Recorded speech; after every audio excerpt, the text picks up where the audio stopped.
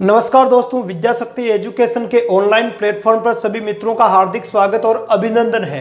दोस्तों, हम पढ़ रहे हैं भोजन के अवयव या भोजन के घटकों के बारे में, ठीक है। और भोजन के अवयव या भोजन के जो प्रमुख जो घटक होते हैं वो आपको मैंने पिछली क्लासों में बताया था कि 7 होते हैं। कितने घटक होते हैं? 7 होते हैं। एक बताया था आपको कार्बोहाइड्रेट बताया था, इसके अलावा एक बताया था वसा, प्रोटीन, विटामिन, खनिज लवण, जल और खाद्य रेशे। ये 7 भोजन के अवयव होते हैं, घटक होते हैं। ये अवयव जिस भोजन में होते हैं तो उसको अपन संतुलित भोजन कहते हैं। क्या कहते हैं? संतुलित भोजन कहते हैं। और हमें संतुलित भोजन ही ग्रहण करना चाहिए, ठीक है। यदि अपन असंतुलित भोजन ग्रहण करेंगे तो पोषक तत्वों की कमी से हमें बहुत सारे रोग हो जाएंगे, ठीक है। और बहुत सारे रोग कौन कौन से होते हैं उनको हमने पिछली क्लासों में कुछ हद तक पढ़ा है। जैसे कि हम पढ़ चुके हैं, एक तो कार्बोहाइड्रेट के बारे में पढ़ चुके हैं, इसके अलावा हम वसा के बारे में पढ़ चुके हैं, प्रोटीन के बारे में पढ़ चुके हैं और विटामिन के बारे में पढ़ चुके हैं, ठीक है। इनमें से आज अपन पढ़ने जा रहे हैं। आज अपन पढ़ेंगे, एक तो पढ़ेंगे खनिज लवणों के बारे में अपन पढ़ेंगे कि भाई खनिज लवण क्या क्या होते हैं, है ना। ये हमें कहाँ से प्राप्त होते हैं, हमारे शरीर में खनिज लवण क्या कार्य करते हैं। इसके अलावा खनिज लवणों की कमी से कौन कौन से रोग है वो होते हैं, तो प्रमुख रोगों के बारे में भी यह हम चर्चा करेंगे। इसके अतिरिक्त हम पढ़ेंगे तो जल के बारे में अपन पढ़ेंगे। जल जीवन के लिए बेहद आवश्यक होता है ना। जल हमारे शरीर के लिए किस प्रकार आवश्यक होता है उसके बारे में भी अपन यहाँ पे चर्चा करेंगे। और यदि हमारे शरीर में जल की निरंतर कमी हो तो उसके कौन कौन से कुप्रभाव है वो हमारे स्वास्थ्य पर पड़ सकते हैं, इनके बारे में भी अपन चर्चा करेंगे। और इसके अतिरिक्त जो खाद्य रेशे होता है या जिनको अपन रुक्षांश बोलते हैं या आहारीय रेशे बोलते हैं या फाइबर बोलते हैं या जिनको रेफेज बोलते हैं, ठीक है। तो इनका हमारे लिए क्या महत्व है या ऐसे कौन कौन से भोजन के स्रोत हैं जिनसे हमें खाद्य रेशे या आहारीय रेशे वो प्राप्त होते हैं, ठीक है। और इनका हमारे लिए क्या महत्व है, तो इन सब के बारे में आज अपन चर्चा करेंगे, ठीक है। तो अपन बिना समय खराब किए सबसे पहले अपन देखते हैं खनिज लवणों के बारे में। किसके बारे में देखेंगे?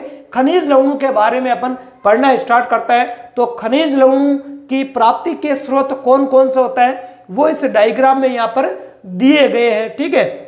कि भी अपने को खनिज लवण है वो किस किस से प्राप्त होता है, तो इनको अपन डिटेल से देखने का प्रयास करते हैं, ठीक है। तो देखते हैं, देखो सबसे पहले अपन बात करें खनिज लवणों की, तो हमारे शरीर में लगभग 24 प्रकार के खनिज लवण, ध्यान रखना कितने प्रकार के, लगभग 24 प्रकार के खनिज लवण है वो पाए जाते हैं। कितने प्रकार के? 24 प्रकार के खनिज लवण है वो हमारे शरीर में पाए जाते हैं, ठीक है। जैसे कुछ खनिज लवणों को जैसे मैं उदाहरण दूं, जानते हैं अपन सब, नॉर्मल है ये तो। जैसे बात करें सोडियम है, सोडियम के अलावा पोटेशियम है, कैल्शियम है, आयरन, आयरन या जिसको अपन क्या बोलते हैं लोहा, आयरन या क्या बोलते हैं जिसको लोहा।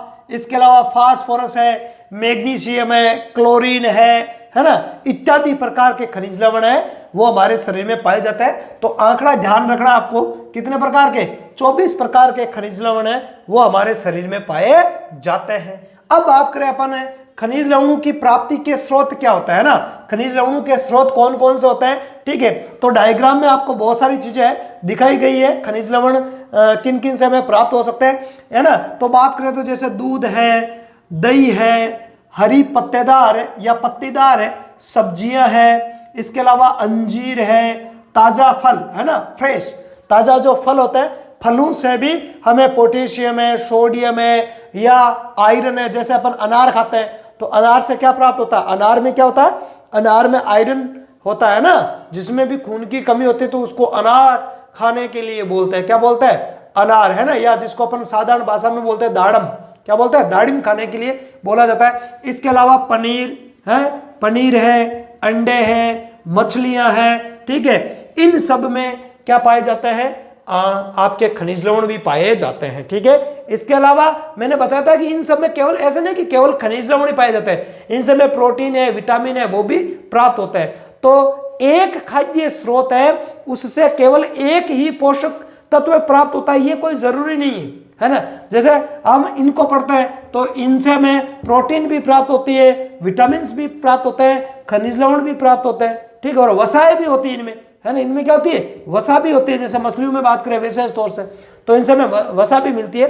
तो ये बेसिक चीजें होती है। आगे अपन देखें खनिज लवणों के कार्य। खनिज लवण हमारे शरीर के लिए कौन कौन से कार्य करते हैं, इसके बारे में देखें तो सबसे पहली बात तो ये हमारे शरीर के निर्माण में सहायक होते हैं, अर्थात शरीर निर्माण में ये सहायता करते हैं, है ना। जैसे शुरुआत में भी मैंने आपको बताया था कार्बोहाइड्रेट है ना। विशेष तौर से बात करें तो प्रोटीन की, किसकी बात करें तो प्रोटीन शरीर निर्माण में मुख्यतः भाग लेता है ना। संरचनात्मक अवयव कहा जाता है, क्या कहते हैं प्रोटीन को, संरचनात्मक अवयव कहा जाता है। तो उसके साथ साथ है अपने जो खनिज लवण है वो भी शरीर निर्माण में भाग लेते हैं।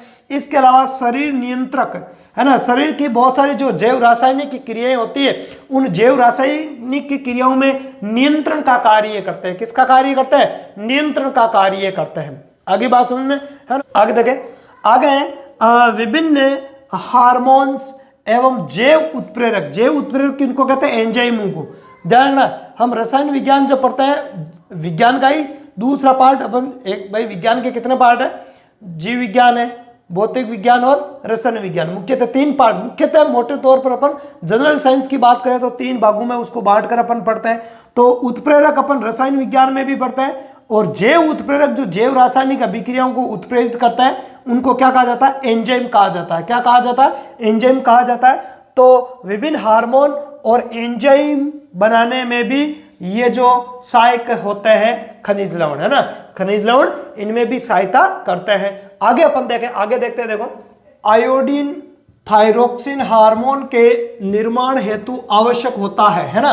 आयोडीन जो तत्व होता है वो किसके, थायरोक्सिन हार्मोन के लिए जरूरी होता है। और थायरोक्सिन हार्मोन का उत्पादन कौन सी ग्रंथि करती है, थायराइड ग्रंथि। कौन सी ग्रंथि करती है, थायराइड ग्रंथि। और ये सारी ग्रंथियां क्या होती है, इनके द्वारा कौन कौन से हार्मोनों का सिक्रेशन होता है, इन सब के बारे में जब अपन अंतःस्रावी ग्रंथियों के बारे में पढ़ेंगे तो उस टाइम में आपको डिटेल से बताऊंगा।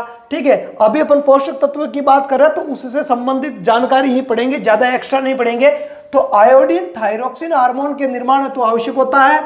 इसकी कमी से, है ना, इसकी कमी से, किसकी कमी से, आयोडीन की कमी से, इसकी कमी होने पर, इसकी कमी होने पर थायरोक्सिन हार्मोन का संश्लेषण नहीं होता या नहीं हो पाता है ना, नहीं हो पाता है, जिससे गले में स्थित, कहां स्थित, गले में स्थित थायराइड ग्रंथि, कौन सी ग्रंथि, थायराइड ग्रंथि जो हमारे यहाँ गले में स्थित होती है, कहां होती है, गले में स्थित होती है। ठीक है, और एक जोड़ी होती है, कैसे होती है, एक जोड़ी होती है, अंग्रेजी के एच के आकार की होती है। कैसे होती है, अंग्रेजी के एच के आकार की होती है, गले में स्थित ग्रंथि होती है। ठीक है, आगे बात करें, ये ग्रंथि फूल जाती है, ये ग्रंथि फूल जाती है। इस स्थिति को घेंगा या गलगंड रोग या गाइट रोग कहते हैं। क्या कहते हैं, गलगंड या गाइट रोग कहते हैं। तो ध्यान रखना, आयोडीन की कमी से कौन सा रोग होता है, गलगंड या गाइट रोग होता है।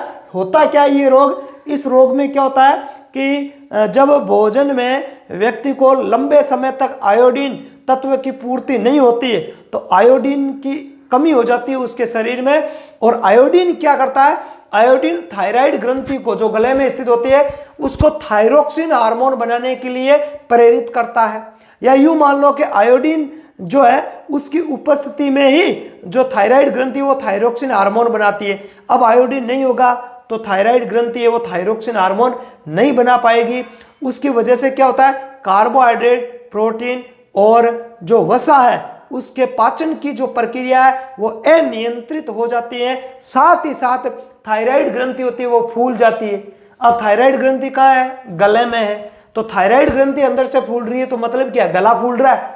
तो गला फूल जाता है, काफी लटक जाता है। ठीक है, और उस स्थिति को अपन क्या बोलते हैं, गाइट रोग कहते हैं। क्या बोलते हैं उसको, उसको गाइट रोग के नाम से जानते हैं। क्या बोलते हैं, गाइट या घेंगा रोग। क्या हो जाता है, घेंगा रोग हो जाता है।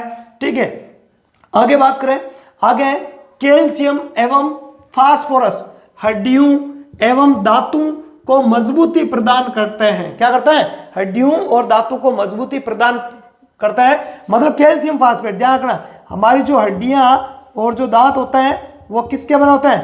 कैल्शियम फास्फेट से। किसके बने होते हैं? कैल्शियम फास्फेट से बने होते हैं, ये ध्यान रखना है। ठीक है, तो कैल्शियम और फास्फोरस मिलकर यौगिक बनाते हैं कैल्शियम फास्फेट, और दांत और हड्डियों में ये पोषक तत्व पाए जाते हैं कैल्शियम और फास्फेट। अर्थात कैल्शियम और फास्फेट हड्डियों के निर्माण में भाग लेते हैं, है ना, उसको मजबूती प्रदान करते हैं। तो यदि हम कैल्शियम और फास्फेट की कमी हो जाएगी हमारे शरीर में तो हड्डियां कमजोर होगी। इसलिए तो छोटे बच्चों को ज्यादा दूध पिलाया जाता है ना, क्योंकि उससे कैल्शियम है, फास्फोरस है, इस प्रकार के तत्वों की क्या होती है? पूर्ति होती है, और बच्चों की जो हड्डियां होती है वो क्या होती है? मजबूत होती है ना, स्ट्रांग होती है। आगे बात करें, लोहा या जिसको अपन आयरन भी बोलते हैं, क्या बोलते हैं? आयरन। ये आयरन है ना, ध्यान रखना, आयरन। तो आयरन और इसका प्रतीक होता है Fe। ध्यान रखना, इसका प्रतीक क्या होता है? Fe। आयरन बोलते हैं, और सामान्य नाम इसका लोहा हो जाएगा।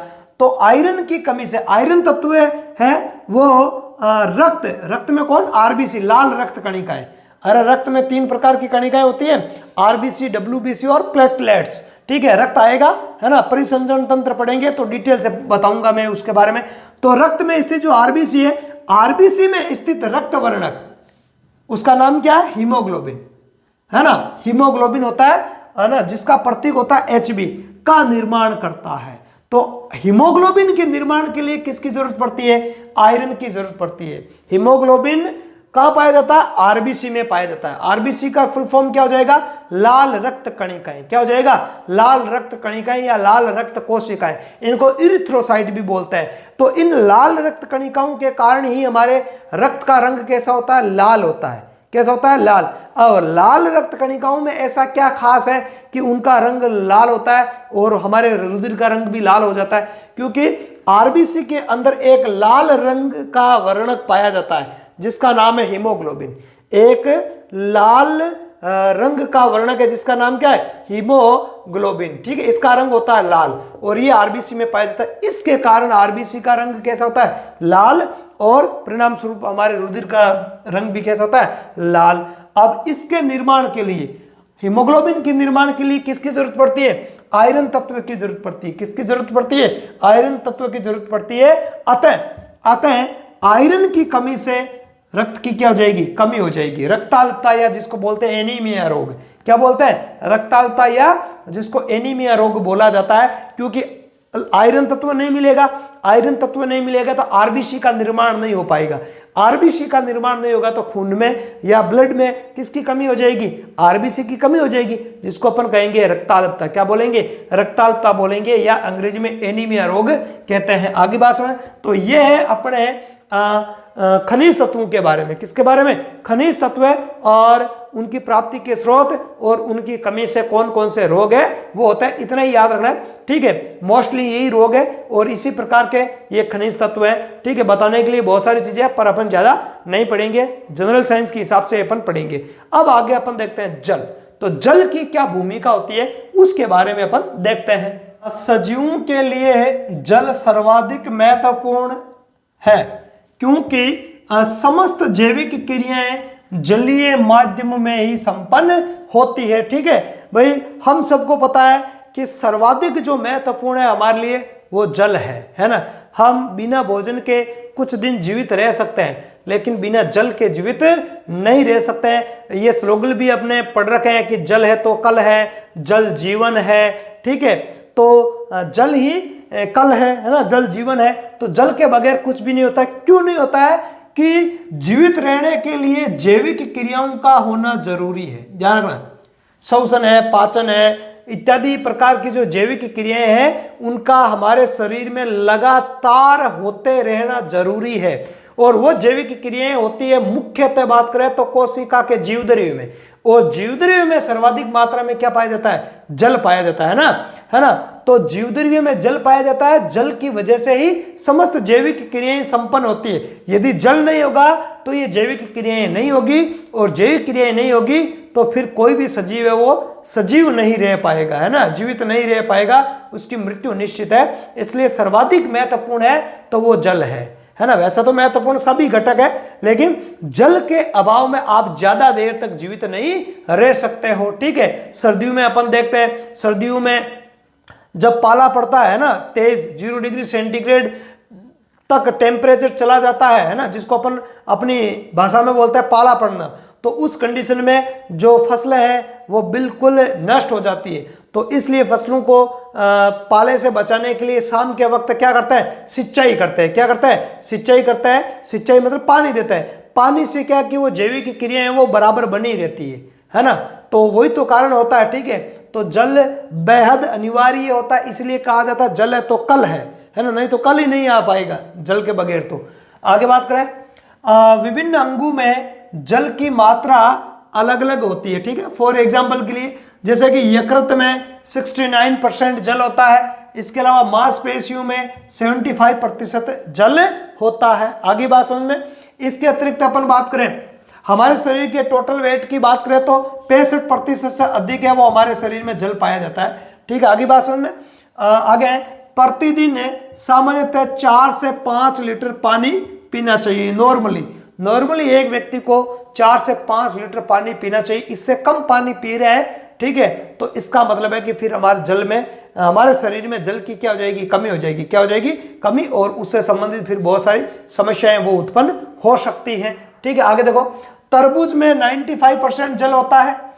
ठीक है, जबकि शुष्क बीजों में कितना, 8 से 10% जल होता है। शुष्क बीज होता है ना, बीजों में भी चाहे कितने भी आप बीजों को सुखा लो तो भी 8 से 10% तक जल उनमें होता ही होता है। ठीक है, आगे बात करें, अब जल के कार्य, किसकी बात करें, जल के कार्यों की बात करें। ठीक है, तो पहला कार्य है जल का, पर्याप्त पानी पीने से शरीर में रहने वाले जहरीले पदार्थ बाहर निकल जाते हैं, जिससे शरीर है वो रोग मुक्त रहता है। कैसा रहता है, रोग मुक्त रहता है। एक नॉर्मल एग्जांपल की बात करूं तो मैं यूरिया का उत्सर्जन किया जाता है मनुष्य के द्वारा।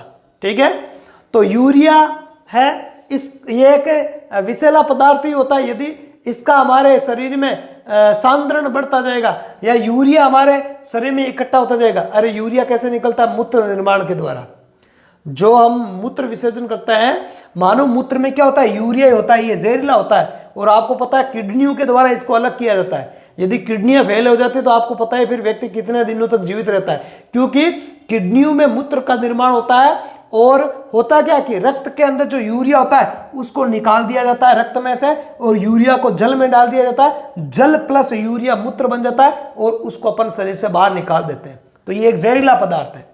तो यदि जल की कमी रहेगी तो पर्याप्त यूरिया है वो आपके शरीर से बाहर नहीं निकल पाएगा। ठीक है, इसलिए पर्याप्त मात्रा में अगर अपन पानी पिएंगे तो यूरिया जैसे जहरीले पदार्थ है वो पर्याप्त मात्रा में शरीर से पूर्ण रूप से बाहर निकलते रहेंगे, जिससे शरीर है वो रोग मुक्त रहता है। क्या रहता है, रोग मुक्त रहता है। आगे बात करें, दूसरा कार्य देखो, शरीर में पर्याप्त मात्रा में पानी रहने से शरीर में चुस्ती और ऊर्जा बनी रहती है ना।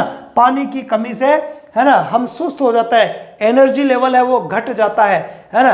और पानी पीते ही शरीर की एनर्जी है वो बढ़ जाती है, चुस्ती आ जाती है ना।